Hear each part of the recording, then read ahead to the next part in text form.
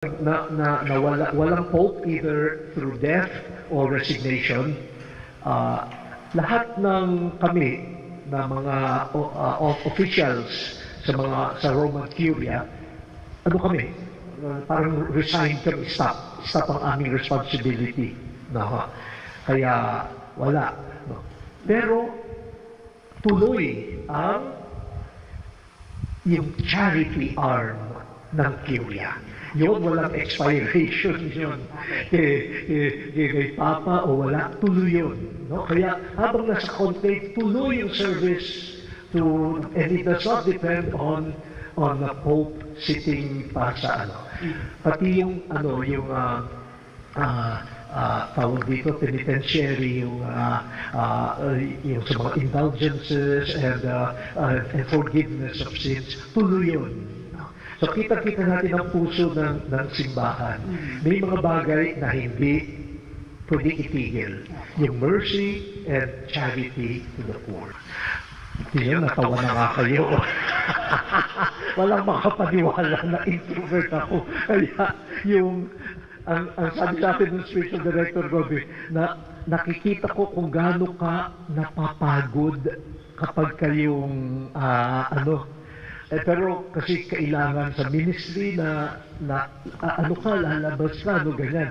So, medyo parang going against myself, yung gano'n, pero nagpapasalamat ako na naimbitahan ako sa social media, sa TV, no, sa mga recollections, sa mga talks, at hanggang ngayon meron pa akong yung Sunday show, no? Si Cardinal din meron, na nakailang anniversaries.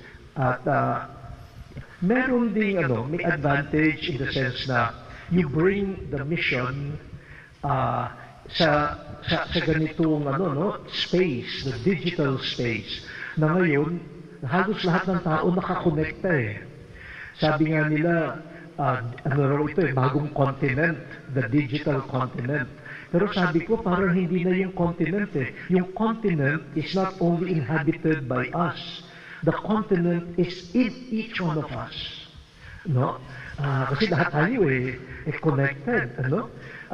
So hindi lang tayo inhabitant nun, nag-inhabit na sa atin yung digital world for all its at may nakikita akong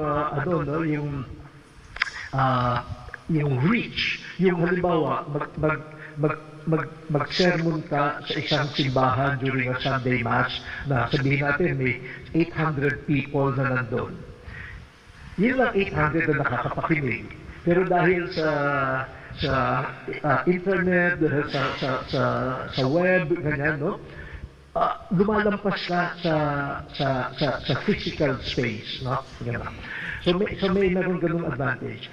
Ang medyo lang ako nahihirapan dahil siguro may pagka-introvert niya ako is hindi ako masyadong at ease doon sa pagka yung pinag-uusapan ka, tapos meron kang ganyang bansag-bansag sa iyo, tapos hindi ko pa naman karakter yung mag-enjoy na panoorin yung tungkol sa akin. Sabihin na iba, ganito rin, hindi ko kinikilabutan ako whether maganda yun o hindi maganda, hindi ko masyado So, nagpapasalamat ako, pero I have to admit, meron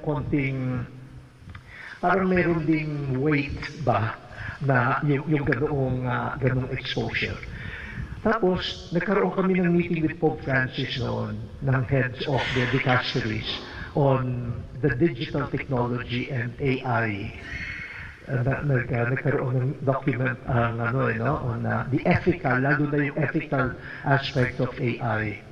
And I remember, naging contribution ko doon sa meeting na yun ay nagbahagi ako na merong mga lumalabas na mga AI-generated, yata yun, na kinukuha yung mukha ko, kinukuha yung pangalan, yung boses ko, and then gumagawa na ng na merong, nag-advertise ako ng gamot para sa arthritis, ganyan, nag-advertise ako ng organic tea, meron pang portable air conditioner. Tapos, yung huli ay nag-advertise ako ng PayPal blessings, yung dito, no, yung na meron pang kapag may bumili ay may kasamang golden cross at yan, no? Ang comment ni Pope Francis sabi, "Oh, you're a good entrepreneur." Yun lang, Pero ang tanong ko, to whom do we report?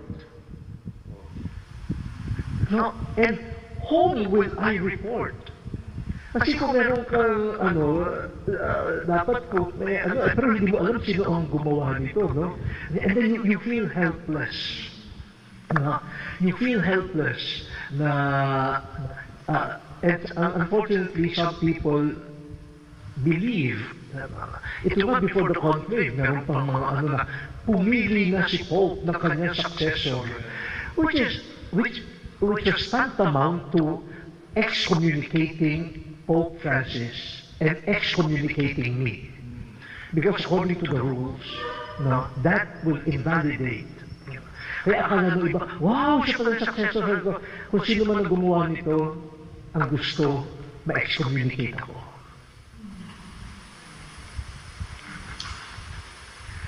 Medyo may ganoong element no? Habang yung iba tuwan-tuwa, alam ba nila kung anong implications niyan na ako ay hindi lamang pwede ma-excommunicate bilang Katoliko, na parang nakikunayf ako, meron pang sinasabi na meron daw letter, sulat ang Papa na inintriga sa akin, mga ganyan-ganyan. Kung aanuhin mo yan, it's all towards hindi pero nakaka-drain lang, no?